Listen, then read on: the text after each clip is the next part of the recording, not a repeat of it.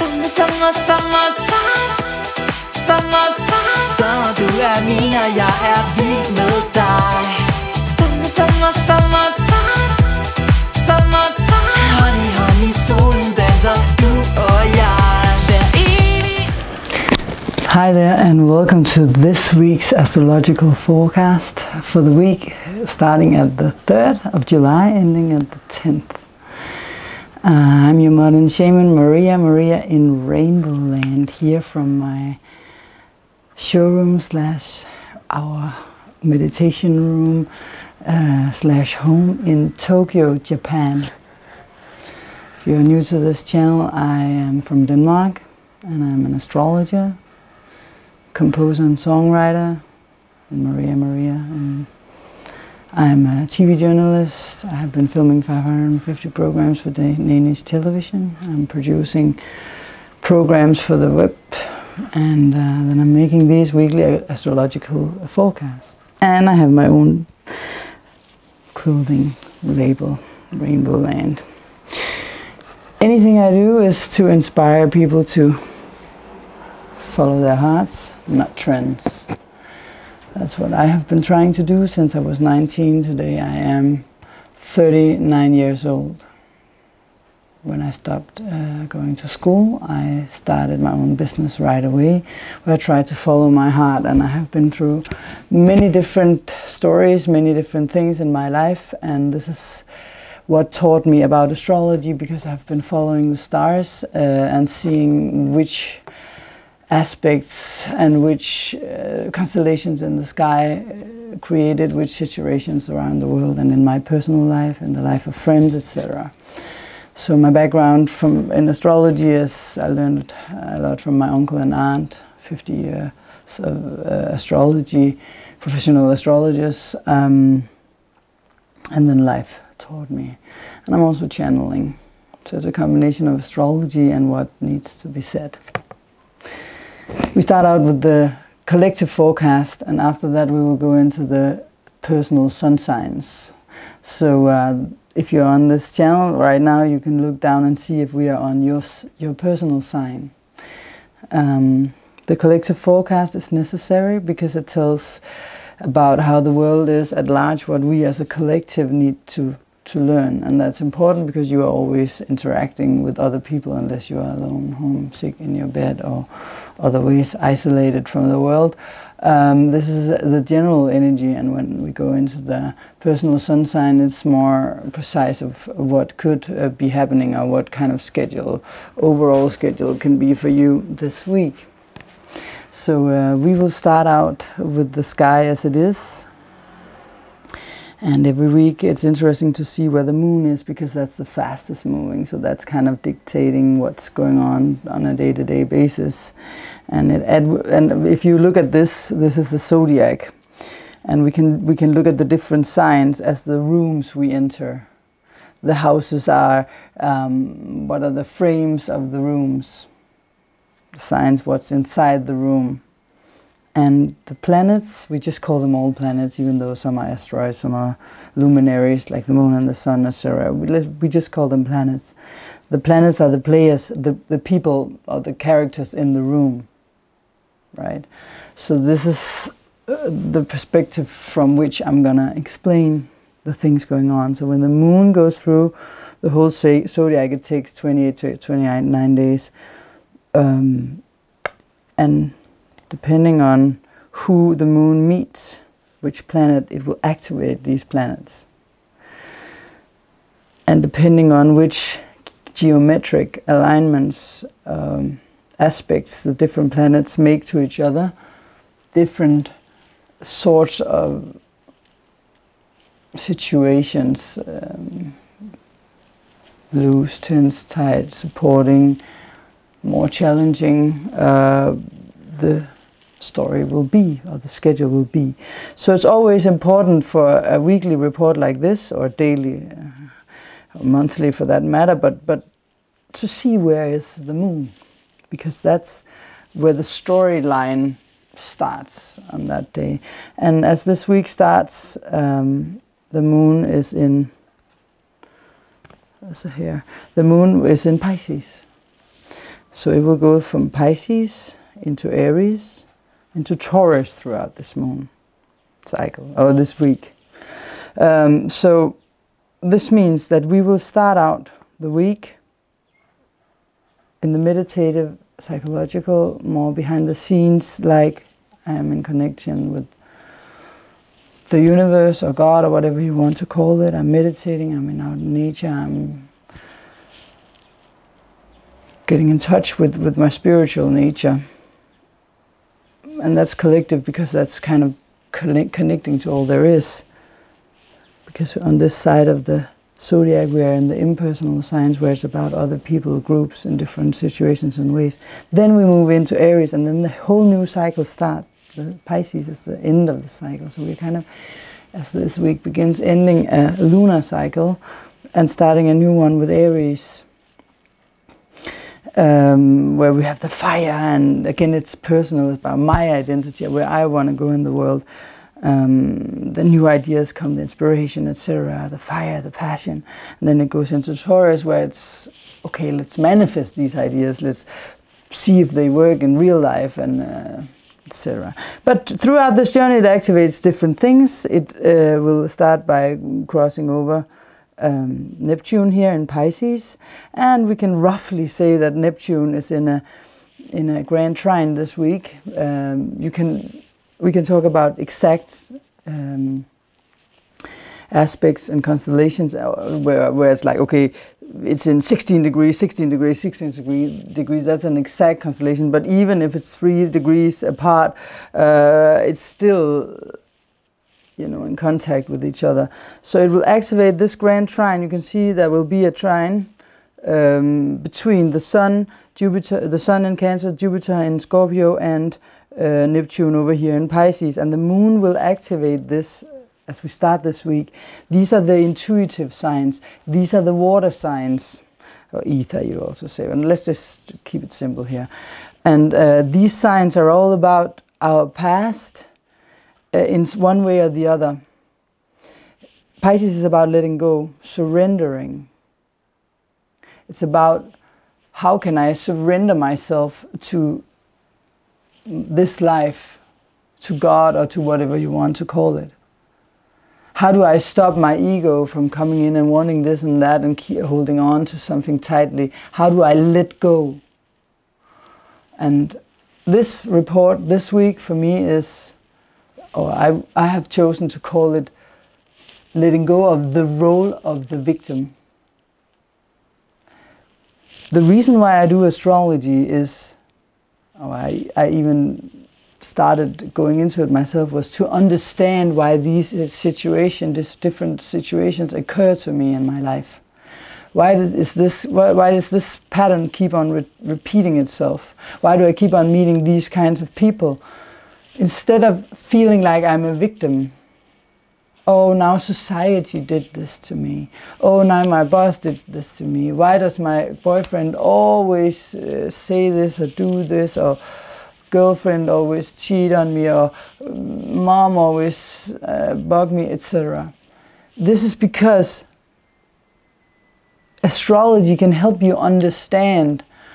You don't need astrology. You can also just ask yourself, close your eyes and ask inside your heart, or I call it follow your heart. My twin flame, my partner, Martin Mikkelsen, he would call it the higher self. I would also, but he is writing a book about the higher self, and that's how he says it. Why not ask your higher self? You don't need astrology, you don't need tarot, you don't need other external forces. You have all answers within you, in your heart. That's why I always say, don't follow trends, follow your heart. And in all piece of clothes I design, in every song, and in any program, I always keep repeating this, because I'm not the one holding your answers. I'm just trying to guide you to what you already know, because we all know all the answers if we open up. If we dare to let go and release anything that's clouding our minds. And that's what the Moon in Pisces can activate, because it activates Jupiter in Scorpio, which is deep transformation on a very deep level, a journey we've been trying to transform since 2012. I'm not going to go further into why I'm saying that. You can see that in other programs. And then we have Cancer here, which is your personal life, your inner child, in combination of the deep transformation of heavy, deep inner stuff, deep wounds, long time, old, past wounds, and the inner child, when it was not heard, nurtured, or supported, and whatever you need to let go of up here in Pisces, and surrender this to life and say, okay, I'm not the role of the victim. Now I will start asking myself, how can I change so that this doesn't keep repeating? I would use these times, not only because of that, also because of the Mars retrograde. I talked about it last week when I said that Mars is going to come into a square again, as it was in the end of May, with Uranus. So what I meant was, it's a long process of this Mars retrograde as it goes backwards and then forward again, of this particular thing that you feel is the heaviest thing in your life right now. And if it's 2, if it's 3 things, don't feel like a victim. Just feel like, oh, probably I consider myself strong enough to deal with all of these, so I will have trust in that my higher self or inner stronger, the soul part of myself is strong enough to handle it, otherwise it wouldn't be on my plate. So we need to find some trust and trust the process and not escape from it. We live in a culture, which is also the water signs. They say that the Pisces are the ones that drink red wine, Cancer beer, Scorpio drinks. I'm not saying that I know this is right. I don't drink. Even in my younger years, it's not that I haven't tried to be completely drunk or anything like that. It's just that it's ruining my vibration spiritually. So I'm meditating every day, trying to keep up the energy high. If I drink, I will take it down again, and I don't have to build it. And I don't really need it. I'm the type that would just, if you ask me now, I would get up and dance. I don't have these restrictions that I need alcohol to. I'm not saying that it's a bad thing just for everyone to drink alcohol, but for me, with my purpose and my job as a guide and a channel, it will just clutter the whole field of energy. But the point is that here there can be a tendency to escape because we are longing for that inner connectedness with all there is. But I strongly advise you not to do so, not to escape through medicine either. Like, the thing is that we are now with the Sun in Cancer. Once a year for a month, we're in Cancer. We need to get in contact with our personal feelings, what's going on inside of us. And often it hurts. There are things that hurt, and we don't understand. We are like, oh, again, this role of a victim. I'm not saying that I don't feel empathy for you, because I'm also going through hard things. I also have things and people to let go of. So I'm not at all saying that I'm better than any of you. I'm just trying to help so that you take responsibility for whatever is going on. Because often in this society, we go to the doctor and we say, oh, we are so sad, I'm so sad. Oh no, you can't be sad. You know, that's society's response as it is in the Western world. Take some pills, you know, then you will be happy, because we can't have you walking around being sad. And then I'm asking, why is it not allowed to be sad? To feel sorrow? And what do you think happens if you actually have sorrow or sadness inside and you go and drink, you take some medicine or do drugs or whatever you do? What will happen to those feelings? Do you think they will go away from escaping from them? No, they come up because our whole system, our body, mind and soul, are such intelligent, or we are so intelligent creatures. Our body is intelligent.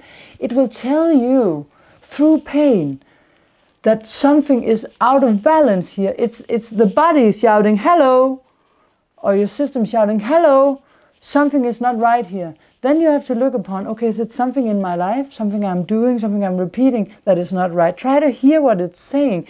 And it doesn't necessarily take a scientist. It takes for you to develop your intuition, the strength of this grand trine.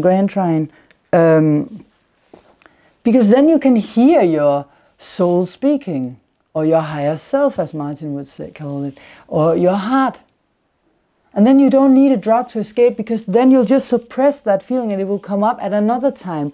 And imagine if you've done this hundreds of times, how much you've stuffed in here, and why it always comes up as a shock whenever on the schedule it's time to get these things up. You get a shock because all of these feelings, why are they there? Now it's time to look upon, why are they there? Which old patterns do I have? How can I change it? Accept that you're sad. Stay in that sadness until you are ready to say, I will let you go. You don't need to hold on for it and talk about it for years. You can ask for that intelligent, undestroyed part of yourself to release it. And then give yourself the quiet time to do so. You cannot just by having the television running while you're drinking, while you're doing this, stimulating on the internet. If you do that all the time, when does your system have time to release? I don't care which system you use. I use heartfulness. But you can use whatever spiritual system. Maybe you want to be a Buddhist. Maybe you don't want to be anything at all, but just use the tools, as I am doing as well. I won't call me something in particular, any religion or anything like that. No, I'm using the tools that my heart is telling me to use for me to evolve. And as we have Saturn, as we have Mars retrograding in Aquarius. Aquarius is about the future. Which future do we want? And Mars is an aggressive sign that has frustrations and things, anger that it needs to let go of, or specifically in this time. So we have to just make sure that we don't just release it on other people. It's your fault. But try to be responsible in this process so that you can create the right future. Aquarius for yourself. Aquarius is also about friendships and circle of friends, people around you. So you can ask yourself, as it's going retrograde, it's looking, it's revising, rediscovering which friends, which people, which circles is it good for me to hang around? Is there something I need to change in this process? And how can I follow my heart as I choose what's good for me and let go, and in a diplomatic way communicate to these people why it's no longer time. Maybe these people then realize something through what you're saying and you're actually doing them a favor. Maybe they want to come along but didn't know that they was suppressing a side of you because you never told them. Or maybe it is time to say goodbye. But that's the letting go here of Pisces. Goodbye. Thank you for the lessons. Thank you for the love. Anyone on our path is our teachers, I will say. Anyone we meet has something to teach us. Even the ones that we don't like to admit that are our teachers. This week is also Venus' last tour in Leo before it goes into Virgo. And it will go through the last decan. So this is definitely about following our heart and feeling what our inner core of our heart really wants in our connections with others, in our values. Are the values that we are actually living also the ones that we really feel are right for us? In our circles, Mars up here. We also have some months, more than some months left with the North Node in Leo. And we have Mercury here. And it's going to come halfway as this week ends. Oh, the magnets are. It's going to go halfway through Leo. I'm sorry if this is reflecting the light. It could be. I was trying to keep it a little, but I have three LED lights here. But I'm hoping that you can see this. If not, it's okay. I'm also just mentioning it at the same time. Next week we will have an eclipse in Cancer.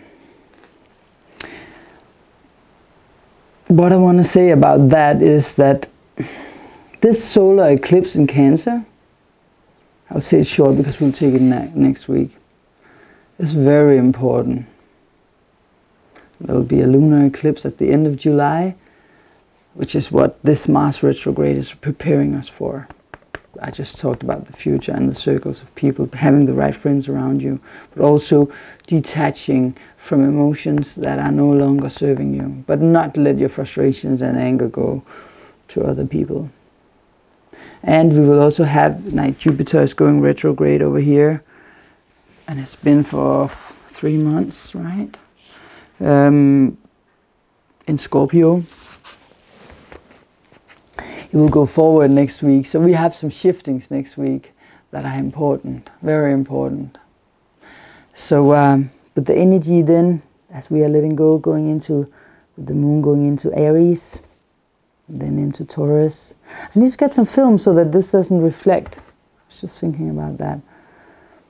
I went to Nippon, one of the biggest companies in Japan, a printing company, because of a collaboration I'm gonna make with them with my brand, and also some television probably this week. It's a huge collaboration. They make things for cars, computers, television, the Louvre in France, museums, print money, print anything you can print upon, food. I have never seen such a big company, and I got a personal tour because of the collaboration we're gonna do.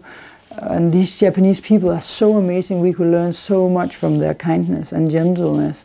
The way I was received as I got there, the way they gave me the tour, like the man I'm working with there, an older Japanese guy, he has such a great heart. It's amazing.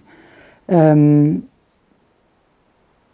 the reason why I'm saying it is also because of the kindness that we need to be kind, like the Japanese are to other people. This kindness, you have to be kind to yourself and not beat yourself up once you realize, okay, maybe I cannot just blame the other people. We need to realize that other people are where they are for reasons. If you had their horoscope, you would probably be the same place. You are not necessarily right, but this is what's right for you. So as the moon moves into Aries, and it just wants to go forward, be careful not to shoot anyone down on your quest to go forward. Maybe they have another quest, and that quest isn't necessarily wrong just because something else is right for you. I'm repeating that. Because sometimes we can get into conflicts with others, because here in Aries it's going to square things down in Cancer and the bad boys up here in Capricorn. So during this week, as Mars is also going to be in opposition to Mercury, and the communication can be a little tense, and then the moon is going to, here we have Mercury in opposition to Mars, and the moon going into Aries. So it can be a little wild as we go to the weekend. The feisty Aries energy, use it in a positive way. Remember that anything I say, nothing is bad, really. Because there's a part of us that knows that it's all good, and you just need to lean back. As you, of course, do your work, because with Saturn that's active in our charts, we have to do hard work, but at the same time, let your soul enjoy this ride and enjoy anything as it unfolds. Try not to control too much. I want this to happen, I want that. You know, we go into Aries, the ego, and then the Taurus wants to manifest this and have that. That's the last part of the week, as the moon is going there. And we think a lot about ourselves. But basically, our soul knows that we are all connected on a deeper level. So there's no need to force things through. The universe is going to unfold the plan step by step, whether you want it or not, or whether you like it or not personally. But your inner core, the higher self, knows that it's all like it's supposed to be, and that we planned this at one level, some level or another. Our soul made a schedule, and therefore, as I said in the beginning, this program I will call it the role of the victim, and letting go of playing the victim. You don't need to play a victim. I know this may be provocative to your ego, but you made this plan for you. there's someone, Charity from Heartfulness, a master that died recently actually, beloved master, he said that until you reach the state of complete purity, anything that happens in your life is a reflection of you. Take that. And I'll give that 10 seconds of silence. Anything that happen around you is a reflection of things going on inside you. So who's responsible and who can change it?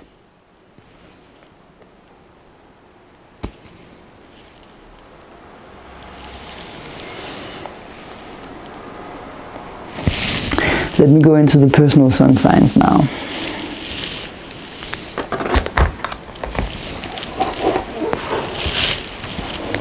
So this is the PSer for the collective, especially for Aries because it happens in Aries, but it's for all of us, and it gets its own section because this is one of the very important things, if you ask me, for this week. For the first time in 50 years, Chiron goes retrograde in Aries. Chiron is where we feel inadequate, where we are broken somewhere inside, where we feel ashamed of ourselves. It's the wounded healer, it's called. Because as Chiron had to heal his wounds, long story, I told it in another section, won't tell it again now, but you can ask and I will comment in the comment section if you want to know more. As Chiron healed from his wounds, he became the wounded healer and specialist in healing wounds. So Chiron is in Aries. What is Aries about? Aries is the first sign of the zodiac. It is the first little plant that breaks through the soil, the sprout of the energy arising after a long winter. It's spring coming. It's our identity. It's our expression of self. And when Chiron goes retrograde there, because it just came into Aries recently, only a few months ago, we started dealing with this part of ourselves, which is perhaps the worst and the most critical part of our soul, not of our soul, but our soul in the body as human beings. And that is when we feel like that we are not wanted for who we are. When we feel like someone wants us to not be there. When we feel we are adequate to exist. We don't feel like we belong here because people don't want us here. Someone don't want me here as I am.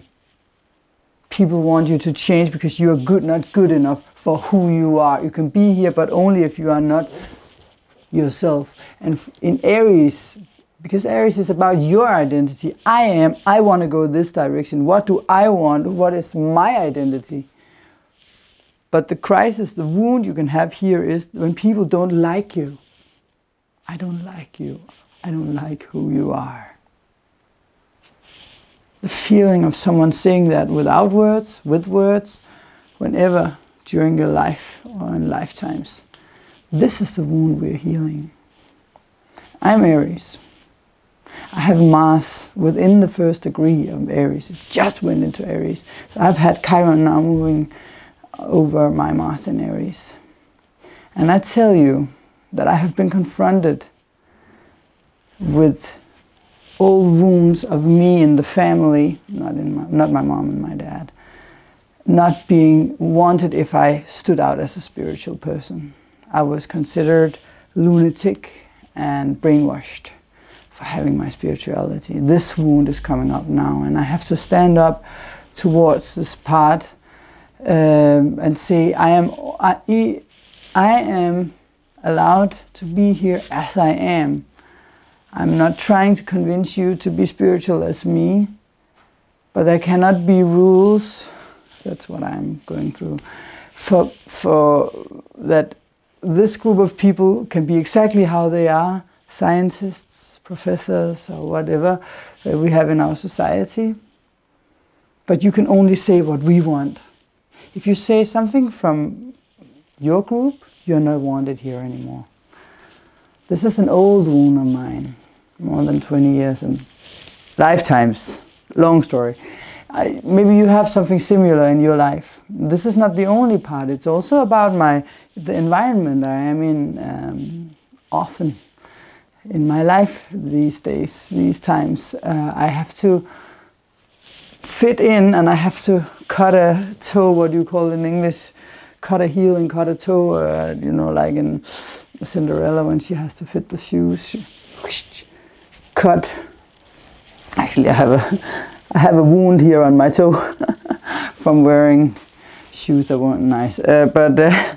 Anyways, my point is just that wherever you feel like you identity-wise are not welcomed as you are, this is the time to heal this wound.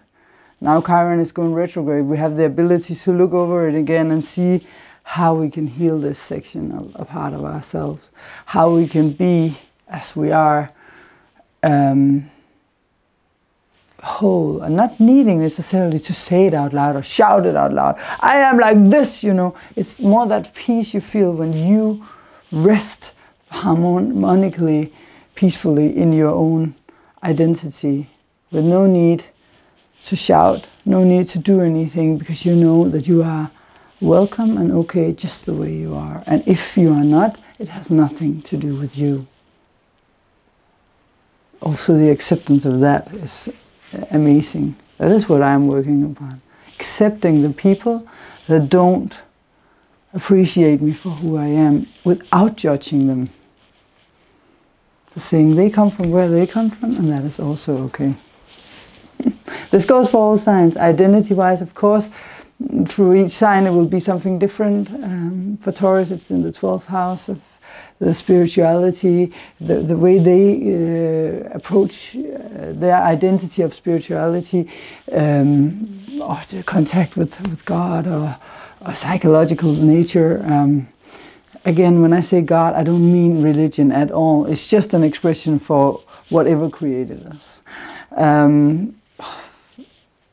You know, to put words on whatever created this is also already then a little wrong, because something that big in one little word. For Gemini, it's the 11th house. It's the identity within groups, circles of friends, etc. Cancer, it's the 10th house. It's how they express themselves at their work, at their career-wise, their uniqueness of how they express themselves in their career.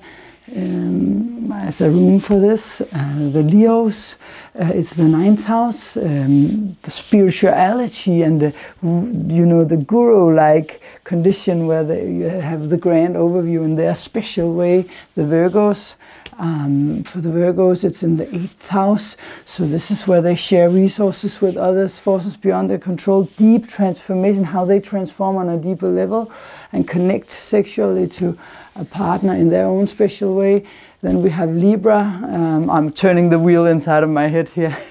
I didn't rehearse for this. I do not try to do this spontaneously. So if I have some Earth, or sometimes it's because I'm trying to let the flow let me know what to say. For the Libras, it's about the partner. You know, crisis within, how am I in a partnership? Can also be that for Aries, actually. It's not only identity, it's on this axis, the partner axis. How do the partners see me and welcome me as I am? Can I be like I want to be in a partnership, or is my partner not accepting me for who I am? Then the Taurus, it's the day-to-day lifestyle, routines, the work they do every day is like they like to do it their own way. And has there been a neglection of that from someone that didn't want the Scorpios to express themselves in their own way in this regards? Then we have the Sagittarius in their romantic life with their romantic partners, or with the children, or just the creative expression of being in love with life in their own special way. For the Capricorns, it's the family, How are they within the family? Oof, that's not easy.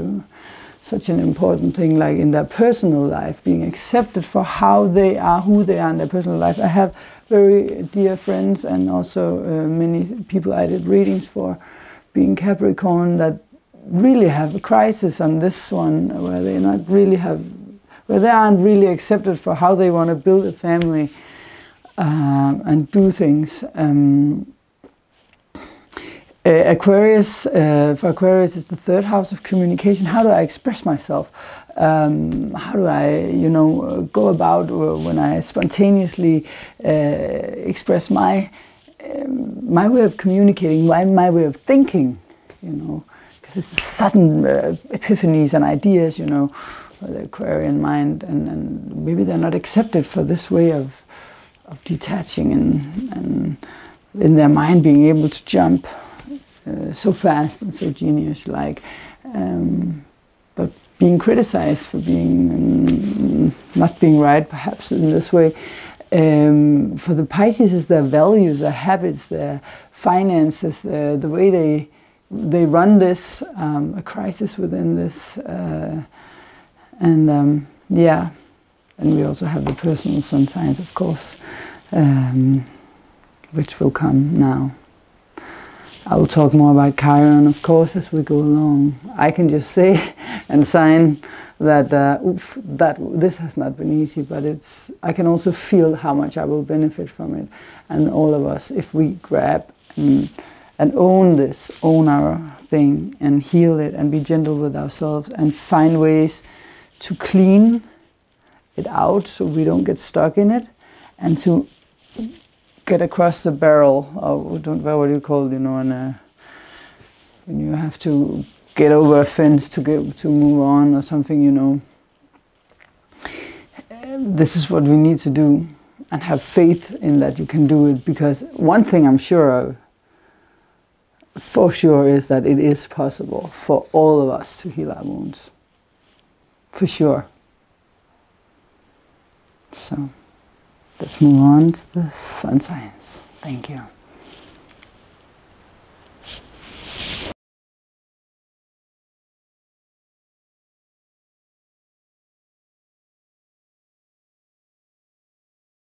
Hi there, Libra. So it got dark. That's why we are having artificial lights here.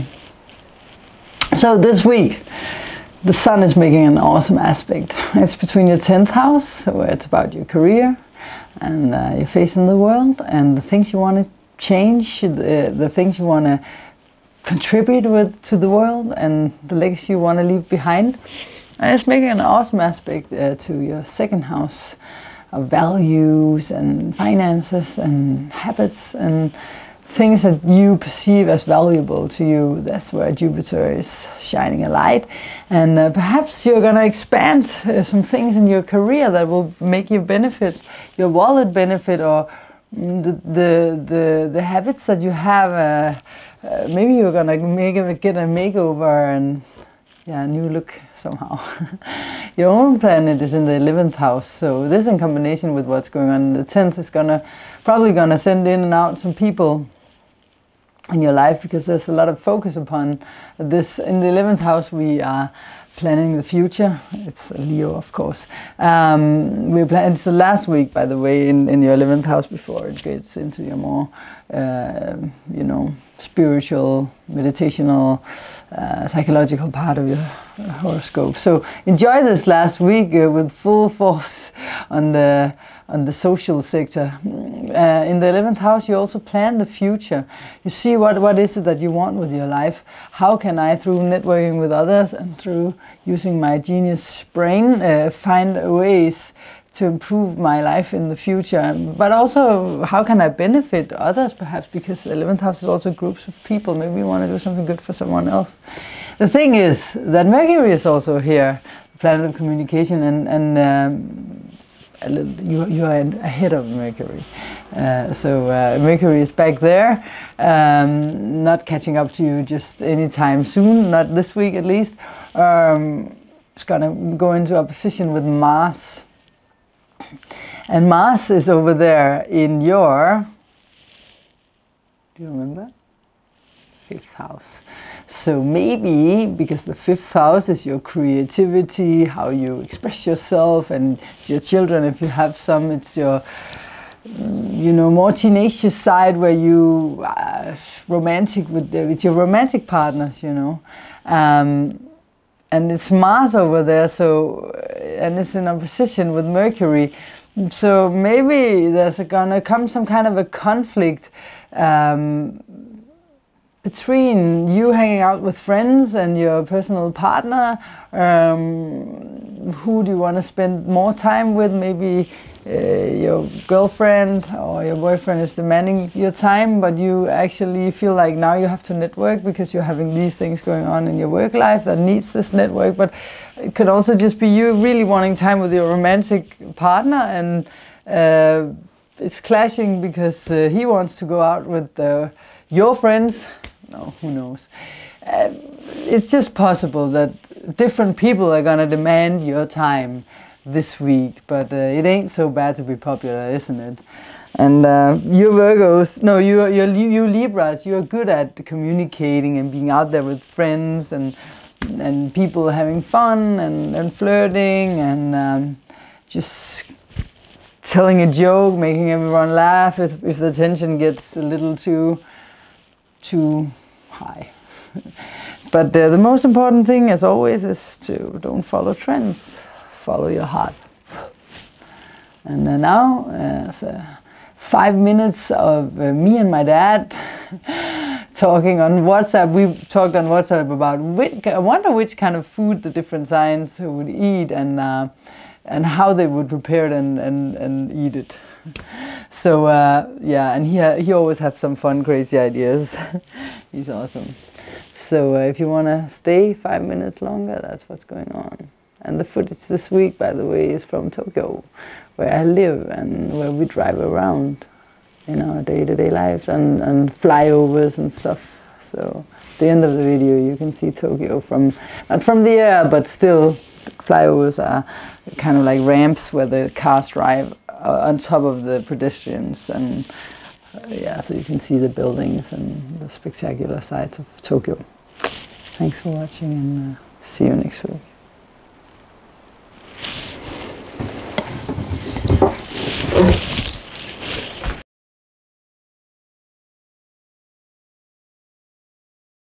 So welcome to this week's special. This week it's about how the different signs would eat, or what they would eat. Just a brief one. And if you don't agree with it and think that your sign is very different from that, please let me know through a comment. This is just how I imagine it. I was having this conversation with my father and he was like, this is how I think they would do it. And he's so funny. So yeah, the different signs, that is. So let's start with Aries.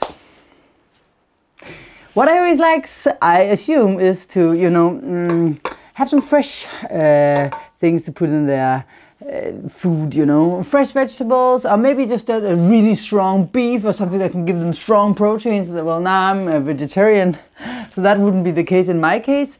But you know, something that can give them some energy, and they're athletic. They love to eat, to move and do sports and stuff like that.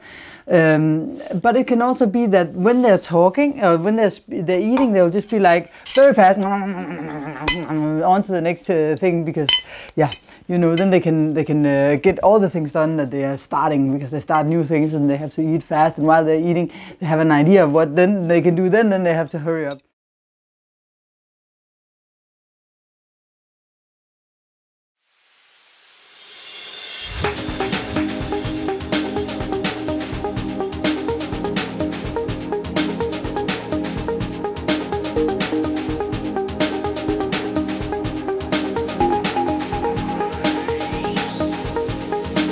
There is this angel saying, I'm gonna find my way back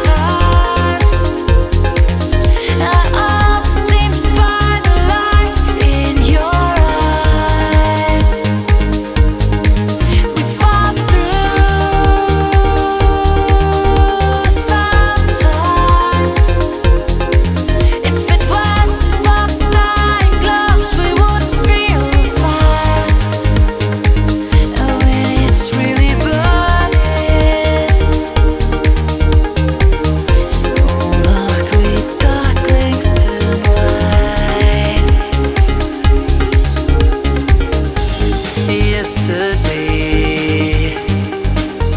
Better days were hard to find.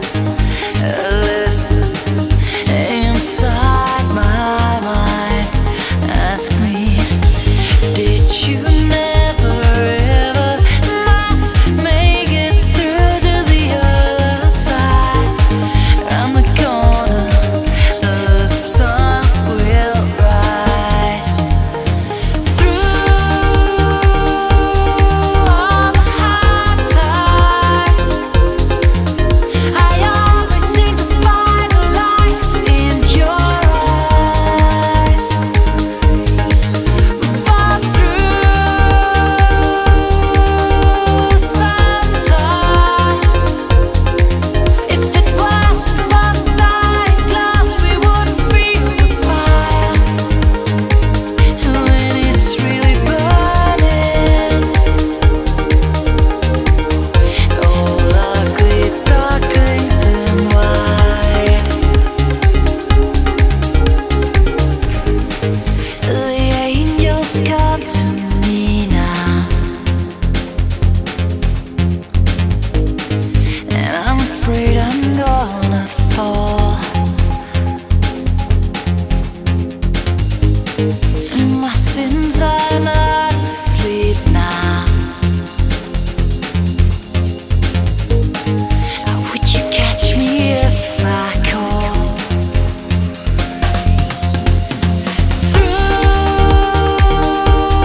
all the hard times, I've seen to find the light in your eyes.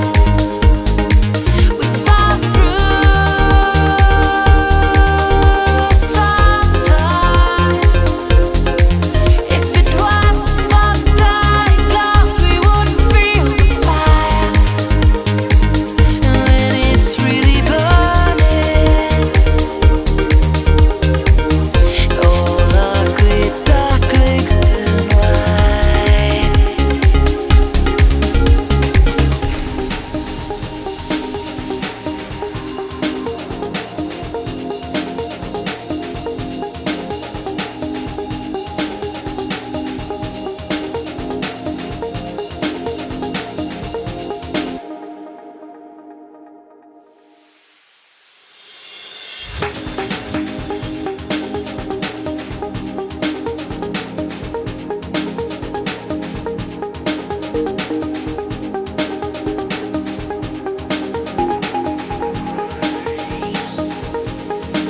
There is this angel saying, I'm gonna find my way back home.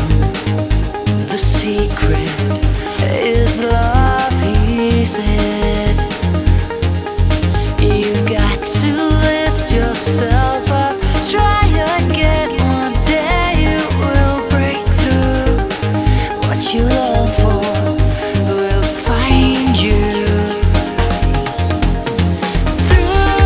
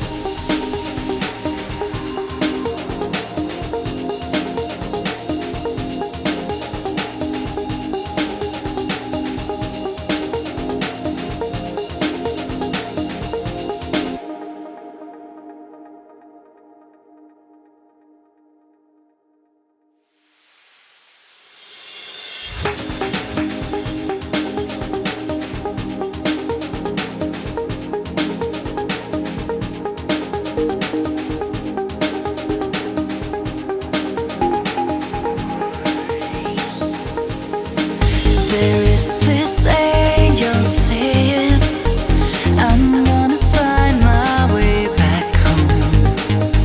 The secret is love, he said.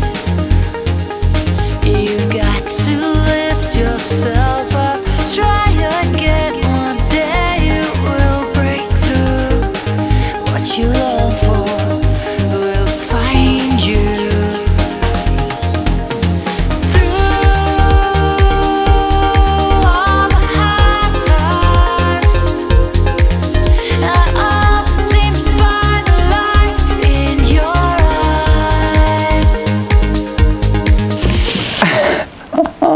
So Pisces, this is my father again. We blame it on him.